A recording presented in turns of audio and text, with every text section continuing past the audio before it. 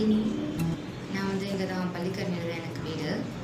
நான் 12th வந்து send Antony ஸ்கூலில் முடிச்சுட்டு அதுக்கப்புறம் நீட்டும் பாஸ் பண்ணிவிட்டு சரி எம்பிபிஎஸ் அப்ராடில் பண்ணலாம் அப்படின்னு ஒரு பிளானில் தான் இருந்தேன். அப்பாவோட ஃப்ரெண்ட்ஸ் சொல்லி தான் எனக்கு டோரா ஓவர்சீஸ் தெரியும். அப்புறம் அவங்கக்கிட்ட வந்து கேட்டதுக்கு எந்த மாதிரி காலேஜில் இருக்கும் அப்படின்னு சொல்லி சஜஷன் கொடுத்தாங்க. அதில் ஃபிலிப்பைன்ஸ் யூவி குலாஸ் ரொம்ப கரெக்டாக இருந்ததுனாலே அதுதான் பெஸ்ட்டுன்றதுனாலே நான் அதில் வந்து இப்போ ஜாயின் பண்ணிட்டேன். இன்றைக்கி 20th March 2025 இன்றைக்கி 8 o'clock எனக்கு ஃப்ளைட்டு. நான் ஃபிலிப்பைன்ஸ் யூவி குலாஸ்க்கு போகிறேன். எனக்கு ஃப்ளைட் இருக்குது.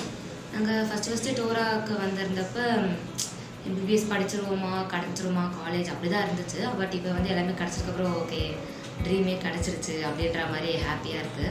டோராவுக்கு வந்ததப்போ இப்போ வரைக்குமே ஃபுல் சாட்டிஸ்ஃபேக்ஷன் தான். ஏன்னா நாங்கள் எங்கேயுமே டாக்குமெண்ட்ஸ் போய் அங்கே கொடுக்கணும் இங்கே கொடுக்கணும், அந்த பிரச்சனை வந்துச்சு இந்த பிரச்சனை வந்துச்சு தான். பட் எல்லா இஷ்யூஸுமே அவங்களே சால்வ் பண்ணிக்கிட்டாங்க.